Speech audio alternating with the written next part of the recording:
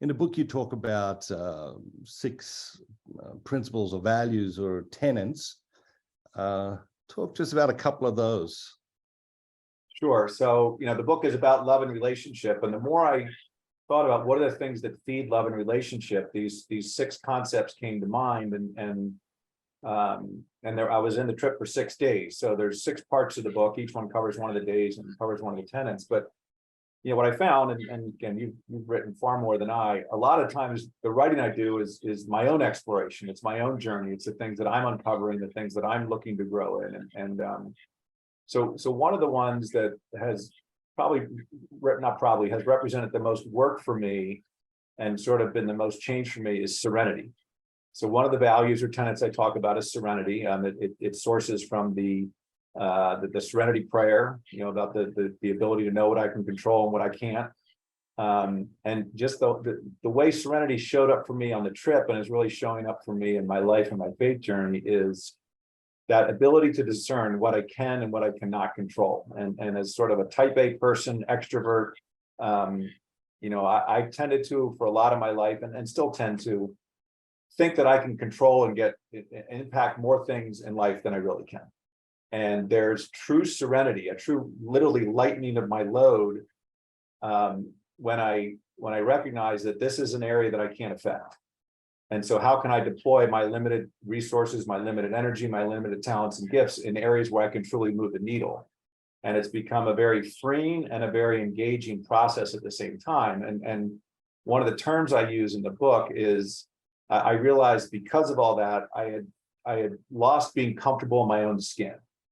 In fact, my wife coined the term that I would have to put on perfect for people. And I try and think, okay, I'm talking to Matthew Kelly, and this is the conversation, and here's what he probably would want me to say. So I'm going to be that person, whether that person was sort of genuine to who I am or not. And so a lot of my efforts in the last, I don't know, let's call it half dozen years or decade, has been, how do I stay present in the moment? How do I recognize, me being a good version of myself, me being comfortable in my skin, and recognizing what I can and can't control, and deploying my talents and gifts accordingly. So that's kind of what's in serenity. Another one that I'd say is maybe a little more provocative as a value, but I have failure in there as one of the tenets.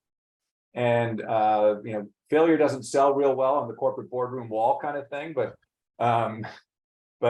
failure, I feel like there's value in failure, and in the things that lead up to failure, the act of failing, what we learn from failure. And so much in the developed world, I feel like we try and shy away from failure, particularly raising children. We don't want to see our kids fail.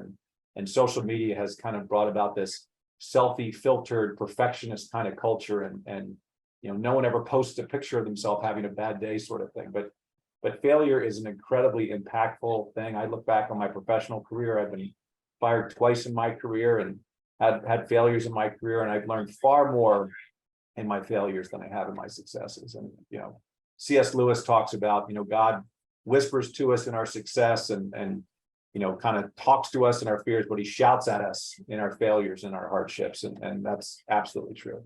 You talk about so these six values or tenets. Do you find at different times you're living out your life and you feel like, I'm really being challenged to live that one more right now? And is there one at the moment that you're more challenged to live than others?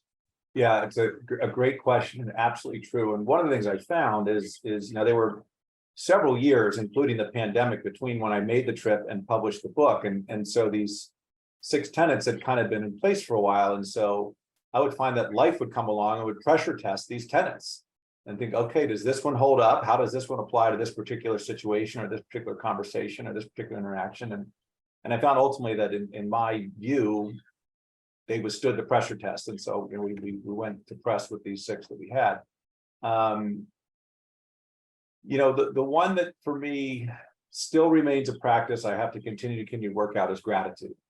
And I end the book with gratitude, and gratitude is a learned behavior, and gratitude is something that, whether you think about it from a faith perspective or a science perspective or a sociological perspective, the more gratitude that you put into the world, the more gratitude shows up in the world, and the more that comes back at you. And even literally neurologically, your brain can be wired around gratitude and around being grateful, and how people can show up. So my wife and I own a small business, and we did a pretty big project for that business last year, interacting with a bunch of different contractors and partners. And as the project manager, I tried to take an approach of gratitude every day to the job site, and just to be grateful for what everybody did, regardless of what happened. And there was a culture of the project that I think had something to do with the fact that there was an air of gratitude around it. So that's one that, I really continue to try and focus on. And it's so easy when you're going back and forth with different people, and texts and phone conversations and meetings and different things, to forget to stop and say, wait a minute, thank you. I appreciate you. I'm grateful for you. I see you. You matter. And when you put those things out there, they just blossom into these beautiful bouquets. So.